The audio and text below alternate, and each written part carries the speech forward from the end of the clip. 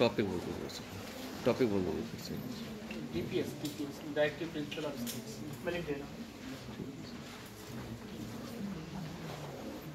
एक और होगा मेरे पास हाँ मेरे पास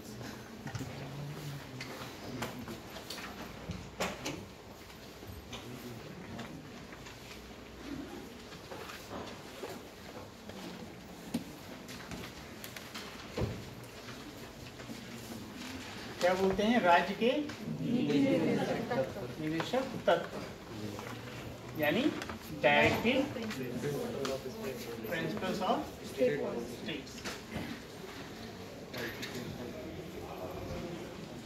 प्रिंसिपल ऑफ स्टेट्स।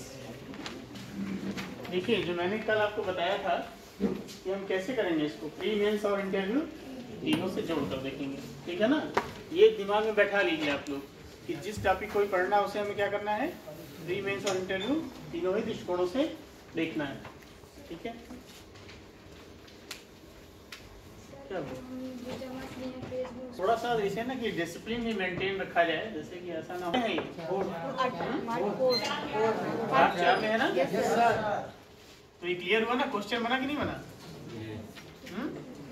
भाग 4 में है, किस आर्टिकल्स में है?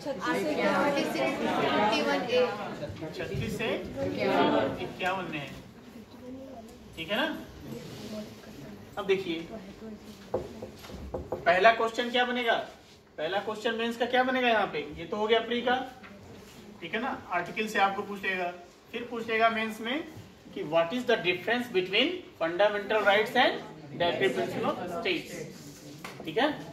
आया ना मेंस का क्वेश्चन, बना? तो क्या आप बताएंगे इसको? सर फंडामेंटल राइट है, इसमें सर एक तरीके से सर निगेटिव अप्रोच है कि हमें क्या नहीं करना है, इसमें सर एक पॉजिटिव अप्रोच दिया गया कि हमें क्या करना है। चलिए एक एक लोग एक एक बताइए। सर मौलिक अधिकार राज्य के लिए है, वो नागरिकों के लिए है।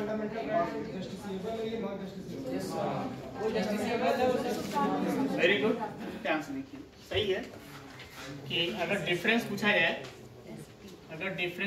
जाए, फंडामेंटल राइट्स एंड डीपीएस में, तो क्या होगा पहला अंतर? अब देखिए हमेशा क्या है ना कि आर्टिकल ये ध्यान में रखिए, 37 क्या कहता है कि न्यायालय में परिवर्तनीय नहीं होंगे, ठीक है ना। 37 आर्टिकल 37 क्या कहता है? हाँ, इनफोर्सेबल नहीं है। और मूल अधिकार क्या है, मैंने 32 क्या कहा था, अगर आपके मूल अधिकारों का उल्लंघन होता है तो आप हाई कोर्ट या सुप्रीम कोर्ट जा सकते हैं। पहला अंतर हुआ ना, क्लियर। दूसरा अंतर क्या हुआ, जैसा इन्होंने कहा नकारात्मक और सकारात्मक, जैसे क्या है डायरेक्टिव प्रिंसिपल स्टेट में कहा गया है कि मतलब क्या, मतलब एक तरीके से आदर्श का है, मतलब कि आदर्श कोशिश करेगा राज्य, हाँ कर्तव्य है एक तरीके से, हाँ उसमें क्या है कि सकारात्मक चीजें हैं कि राज्य ये करेगा, राज्य निःशुल्क न्याय उपलब्ध करवाने का प्रयास करेगा, राज्य कोशिश करेगा कि असमानता ना हो, ठीक है ना। तो एक पॉजिटिव चीजें हैं, लेकिन मूल अधिकार क्या है, वो राज्य पर अंकुश लगाते हैं कि राज्य क्या है, उनकी स्वतंत्रता का हनन नहीं करेगा, ठीक है ना। तो एक निगेटिव सेंस आया ना, तो सकारात्मक पॉजिटिव और नेगेटिव है। पॉजिटिव क्या है, डीपीएस, और नेगेटिव क्या है, नेगेटिव क्या है, फंडामेंटल राइट्स, ठीक है ना। और देखिए अब जब मैंने कहा कि राज्य क्या करेगा, असमानताओं को कम करने का प्रयास करेगा, किस आर्टिकल में है, हमेशा आर्टिकल से जोड़ के देखिए, ठीक है ना। इसमें है आर्टिकल 44th अमेंडमेंट 38(2), 38(2), ठीक है ना। क्वेश्चन है ना प्री का कि किस अमेंडमेंट द्वारा ये कहा गया कि राज्य क्या है, आय की जो मतलब असमानता है उसको कम करने का प्रयास करेगा। कहाँ है, 38(2) में, क्लियर ना। क्वेश्चन बना ना प्री का, तो क्या मतलब हुआ इसका, मतलब यहाँ डिफरेंस भी दिखाना चाहता हूं मैं कि ये क्या करेगा, सामाजिक और आर्थिक लोकतंत्र की स्थापना की बात करेगा, ठीक है ना। सामाजिक और आर्थिक लोकतंत्र। और राजनीतिक लोकतंत्र क्या है? फंडामेंटल राइट्स आपका, जैसे स्वतंत्रता का अधिकार, विचारों का अधिकार, भाग लेने का अधिकार, सब क्या है? ये सब क्या है? पॉलिटिकल फ्रीडम है ना। राजनीतिक लोकतंत्र की बात करें, यहाँ क्या है? ये सामाजिक और आर्थिक लोकतंत्र की। One difference. तीसरा डिफरेंस और बताइए। मौलिक अधिकार व्यक्तिगत है, यहाँ पे सामूहिक और व्यक्तिगत दोनों होंगे। ठीक है, हाँ ठीक है। व्यक्तिगत और सामूहिक में हम देख सकते हैं, व्यक्तिगत एवं सामूहिक में हम देख सकते हैं। इसमें कोर्ट की में जा सकते हैं, इसमें कोर्ट में नहीं जा सकते। हाँ, यहाँ उचित नहीं ये है। भी चर्चा हो गई, ये तो कुछ है ना। और कुछ है? इसमें एनवायरनमेंट की सब बात की गई, इंटरनेशनल पीस की बात की गई। Very good. इसमें क्या है? इंटरनेशनल इश्यू भी है, ठीक है ना। किसमें? डीपीएस में बैठना चाहोगे? इंटरनेशनल इश्यू भी है। क्लियर? क्लियर? ठीक है, 5 अंतर हो गए ना। और भी कोई अंतर है? बताया कोई? चलिए, तो एक उसका पॉइंट हो गया ना, ये तो एक पॉइंट हो गया ना। और कुछ? सर इसमें जो है कि लिबरल सोशल और गांधी कल्याणकारी राज्य की अवधारणा है, ठीक है ना। हो गया ना, 5 अंतर हो गया ना। इतना पर्याप्त है, इतने में तो हो जाएगा 200 कवर, ठीक है ना। हो गया ना मेंस का क्वेश्चन। और ये इंटरव्यू में भी पूछ सकता है, सिंपल पूछ सकता है कि what is the difference between fundamental rights and DPS. ये इंटरव्यू में प्रश्न बन सकता है आपसे डायरेक्ट। अब ध्यान दीजिए कुछ चीजें। अब इसको आप कई भागों में बांट कर भी देख सकते हैं। कैसे? आर्थिक न्याय वाले कौन से आर्टिकल्स हैं? जैसे मैंने कहा 38(2) है। 38-39 क्या है? यही तो है, आर्थिक और सामाजिक न्याय की तो बात करते हैं, ठीक है। और आर्टिकल 39 में क्या है? कुल मिला के 6 इसमें है ना। 6 बातें कि 39 का में क्या है? हाँ, आजीविका के समान अवसर उपलब्ध होने चाहिए, है ना। ये कहाँ हम लोग बढ़ रहे हैं? स्त्री पुरुष क्या, वही मैंने जो कहा था सामाजिक न्याय क्या होता है। आई ना आई सामाजिक आर्थिक लोकतंत्र की, ठीक है ना। समान न्याय और निःशुल्क क्या है? एक 42 अमेंडमेंट में जोड़ा गया है 39A। उसमें क्या क्या है कि राज्य क्या करेगा?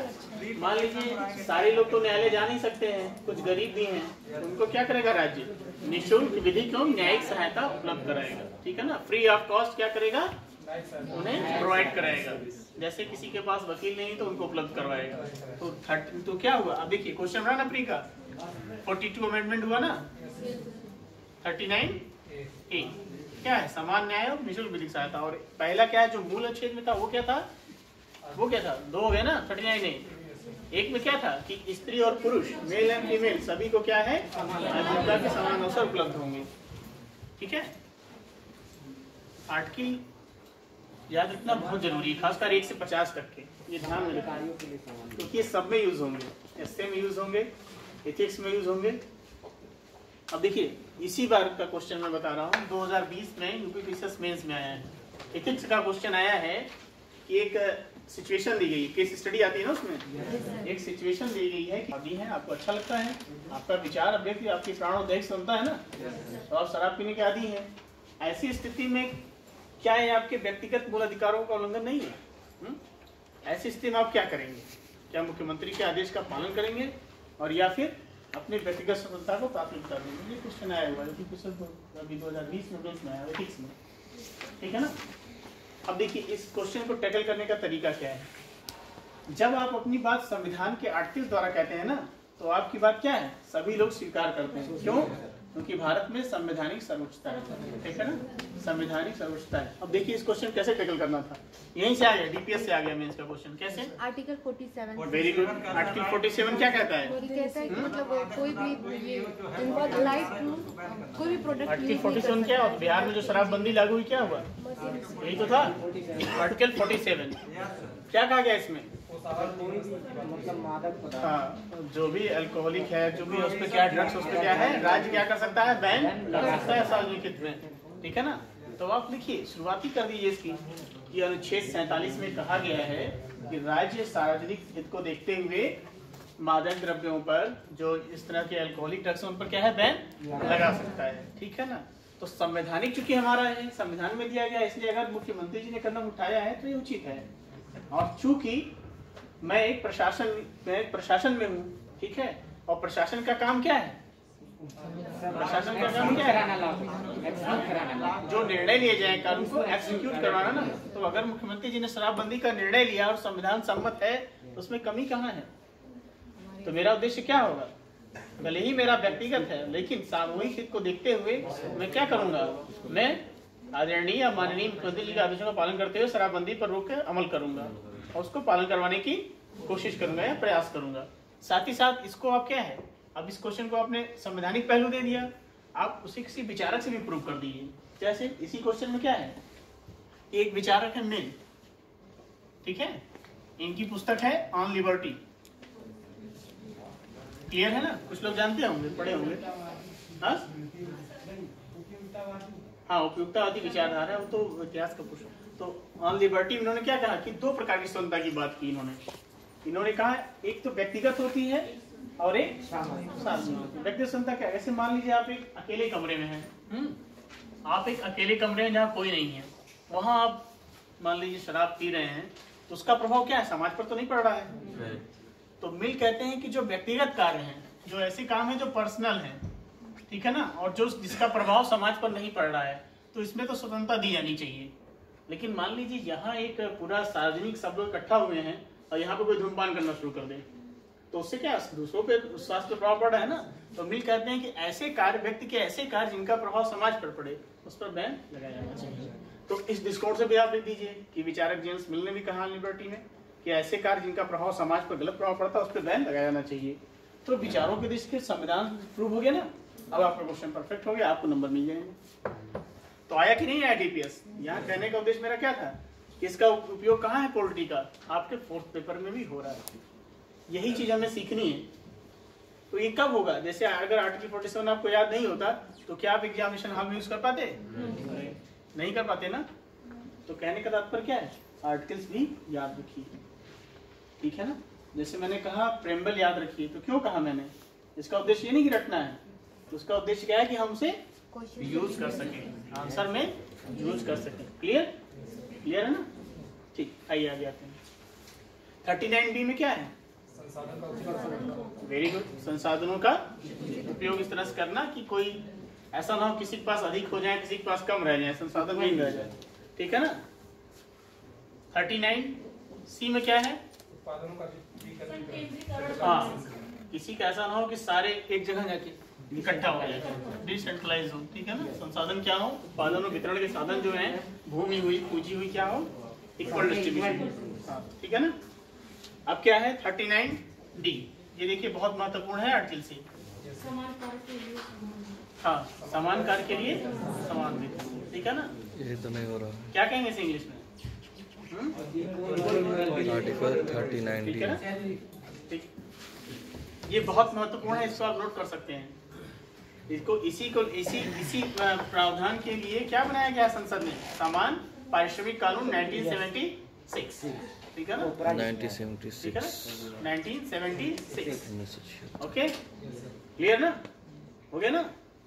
अब देखिए इसके बाद क्या है? 6 है ना।